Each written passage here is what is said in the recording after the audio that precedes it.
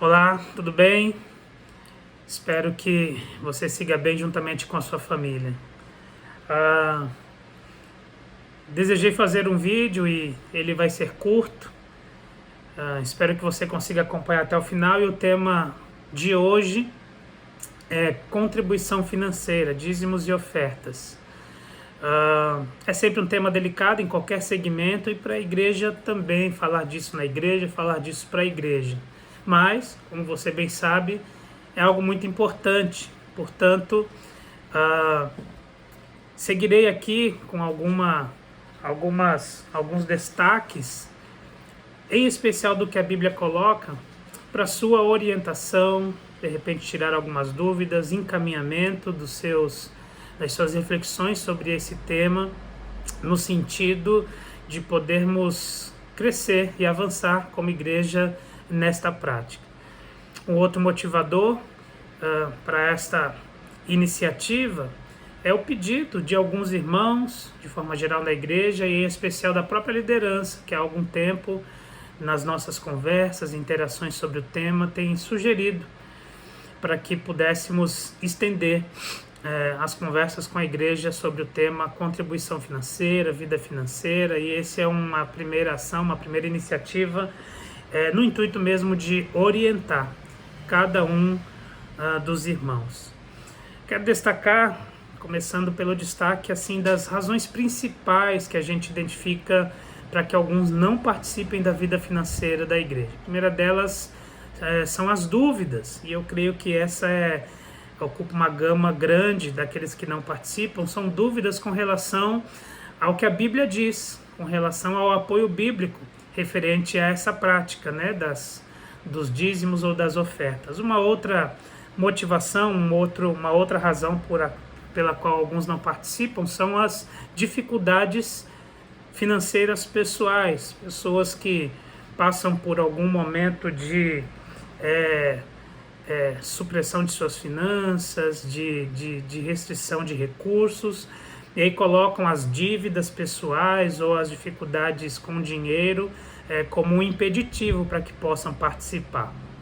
Há ainda um terceiro motivo, dentre os principais, que são aqueles que não concordam, que discordam, na verdade, de como são aplicados os recursos, os valores arrecadados, entregues na igreja, ou como é o processo de decisão para como esses valores vão ser utilizados. Enfim, temos estas questões, não vamos nos ater nelas, porque eu quero, neste vídeo, nessa primeira conversa,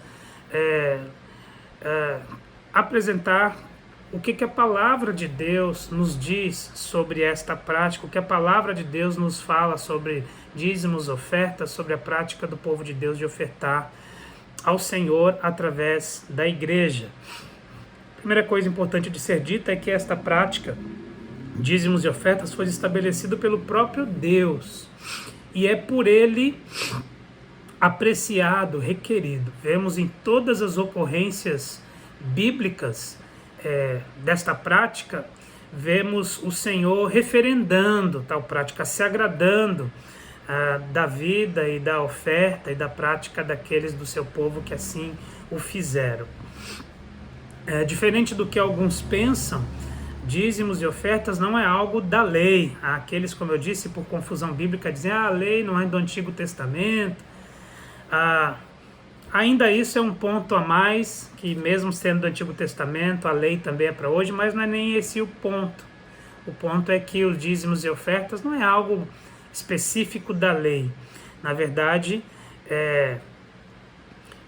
são práticas e princípios anteriores até mesmo à lei.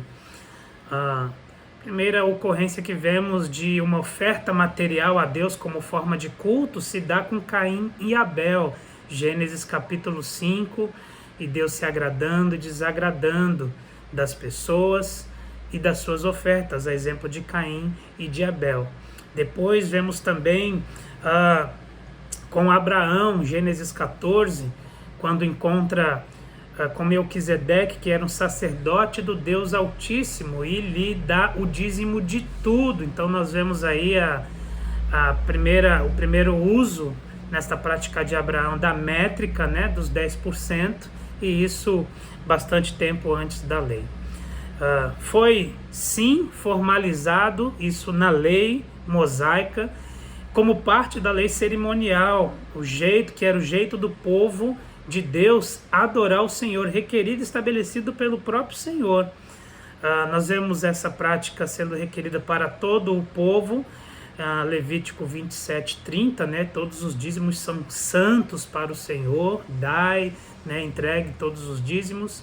E vemos isso inclusive como sendo um requerimento àqueles que viviam desses recursos, os levitas. Em Números 18:26, nós vemos também o Senhor requerendo isso deles, daquilo que eles recebiam, os dízimos que eles eram mantidos, eles tinham que entregar o dízimo dos dízimos. Então, ninguém do povo de Deus deve ficar fora dessa prática requerida pelo Senhor, estabelecida por Ele e tão abençoada. O Antigo Testamento mostra de tantas formas, em alguns momentos, né, esta prática e a reação de Deus diante da ação do povo em dar ou a ação do povo em reter esses recursos. Como vimos lá em Levítico, são do Senhor, esse é o termo bíblico.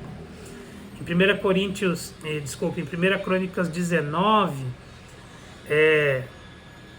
1 Crônicas 29, né, temos aquela oração de Davi diante da generosidade do povo em trazer todas as ofertas para o início da construção do templo, e Deus sendo exaltado pela generosidade do povo, o coração aberto em poder participar daquele grande desafio e propósito. Vemos também no texto famoso de Malaquias 3, o povo retendo, não só os líderes, mas como todo o povo, e o registro de como Deus reprova, né, quando retemos aquilo que, como já sinalizei, é do Senhor. As ocorrências do Antigo Testamento, estas que eu citei e tantas outras, não valem, dizem ou pensam alguns. É certo que existem vários mandamentos do Antigo Testamento que ficaram especificamente para situações, pessoas e o povo de Israel no Antigo Testamento. Porém, os princípios por trás de cada um dos mandamentos, eles são aplicáveis por toda a vida. A palavra de Deus, ela é eterna, e toda a Bíblia é palavra de Deus para sempre, para a vida de todos aqueles que são do Senhor. Os princípios, então, precisam ser observados, mantidos e praticados. E da prática financeira, nós vemos de uma maneira muito clara no Novo Testamento, como vou apontar, né, que isso se mantém. Romanos 15:4 diz, expressa bem claro que tudo o que outrora foi escrito, para o nosso ensino foi escrito. Então não há nada, muda às vezes a forma, mas o princípio desta prática ou de algumas das práticas continua requerido por Deus para aqueles que são seus filhos, para aqueles que são seu povo. Novo Testamento, então, aqueles que desejam entendimento neotestamentário sobre isso, sim um pouco diferente. Não há exigência da prática em si, não há exigência da participação financeira e material. É mantida a exigência por parte de Deus da nossa participação. O que muda, porém, é o entendimento, a parte que é de Deus. O que muda é a nossa motivação em participar, o que muda é a forma de fazermos isso. Pensando primeiro no entendimento, se no Antigo Testamento nós vemos Deus estabelecendo uma métrica, os 10%, e dadas algumas outras contribuições especiais ao ano, o povo daria mais que isso. No Novo Testamento nós vemos o princípio de que não é 10, mas 100, porque o Novo Testamento traz consigo o ensino de que tudo é do Senhor. Vemos isso representado lá Em Mateus 13, versos 44 ao 46, aquelas parábolas, né? Primeiro do tesouro escondido no campo, que um homem encontra, ele vende tudo que tinha para obter aquele tesouro, e aquele tesouro é o Evangelho. O Evangelho é semelhante a um tesouro escondido num campo. E na sequência, a parábola da grande pérola, a pérola de grande valor, um homem que encontra uma grande joia, uma grande pérola, e ele da mesma maneira vende tudo, ele entrega tudo, vende todos os seus bens para poder comprar, para poder ter aquela pérola. O tudo aqui simboliza vida, tempo, família e bens. Estas parábolas sinalizam esta máxima do Novo Testamento de que tudo é de Deus. Sendo assim, especificando agora nas questões de finanças, nós vemos isso de maneira bem clara na prática e como o Senhor valorizou algumas posturas e pessoas.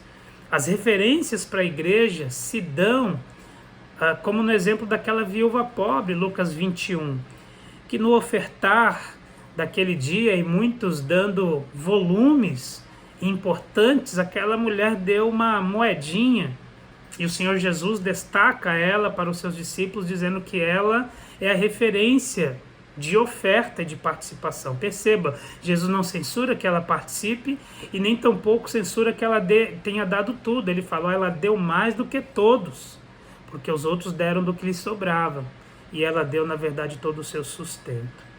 Vemos o exemplo dos cristãos primitivos em Atos 2 e o livro de Atos, quando entregavam tudo. E o Senhor vê isso como uma adoração completa.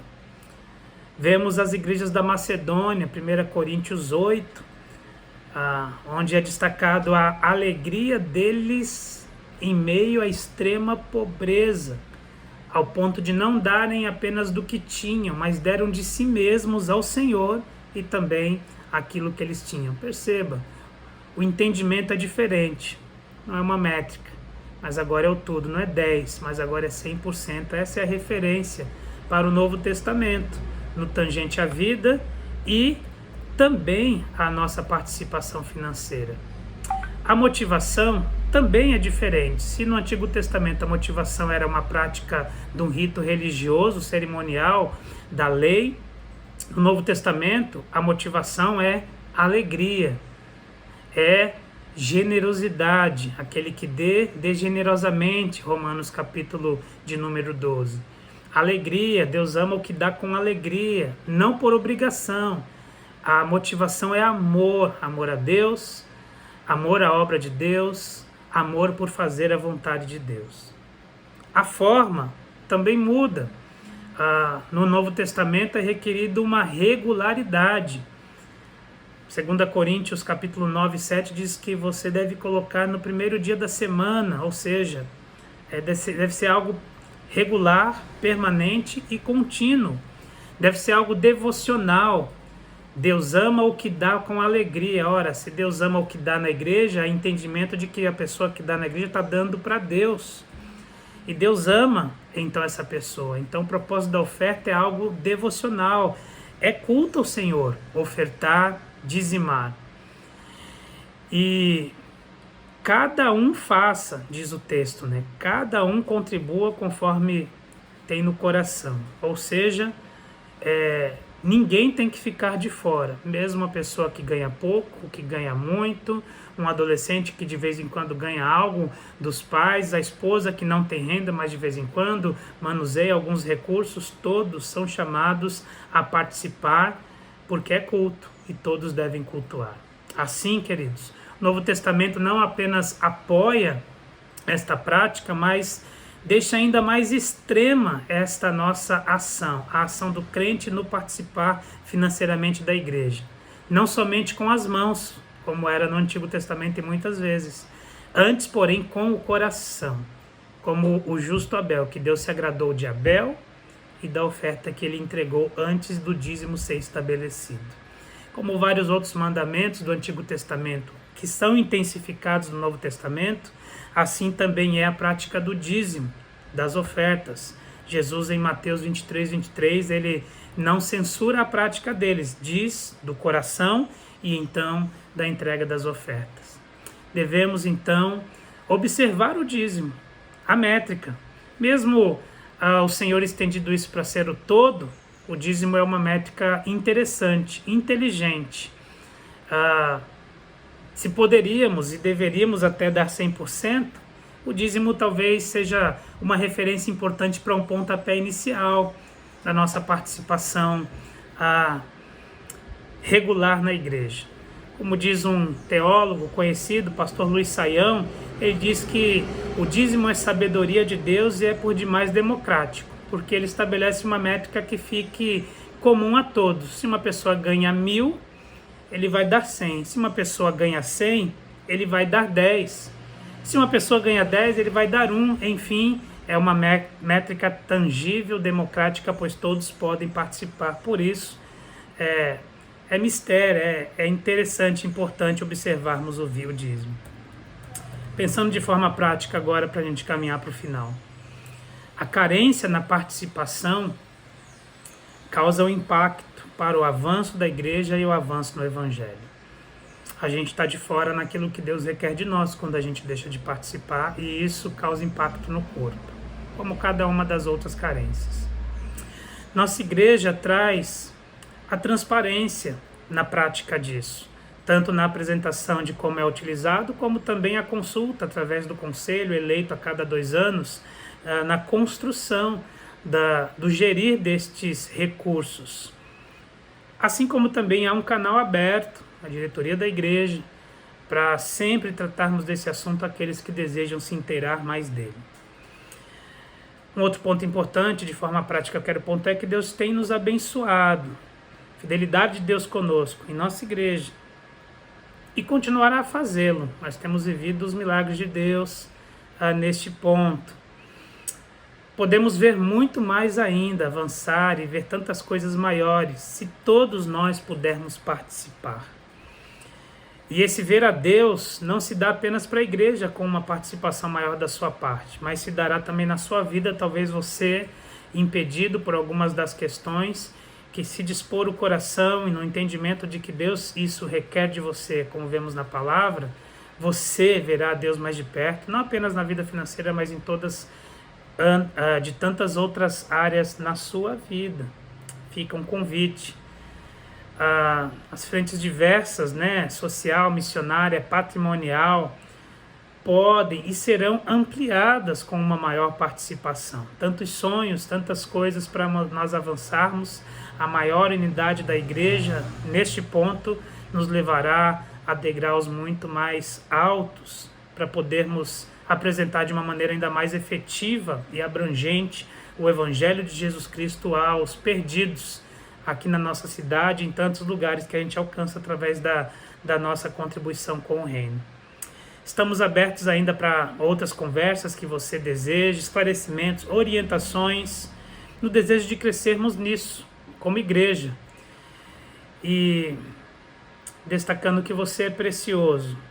E o convite para você pensar, orar, perguntar ao Senhor sobre isso, na sua prática pessoal, e podermos então avançar juntos, para muito mais longe, abençoados sempre pelo Senhor.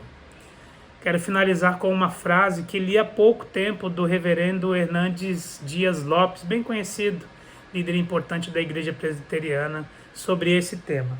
Uma frase para você considerar e orar. O dízimo não é uma invenção da igreja, é um princípio perpétuo estabelecido por Deus. O dízimo não é opcional, é mandamento. Não é oferta, é dívida. Não é sobra, é primícia. Não é peso, é uma bênção. Que Deus nos abençoe na prática deste princípio de Deus para as nossas vidas. Deus te abençoe, em nome de Jesus.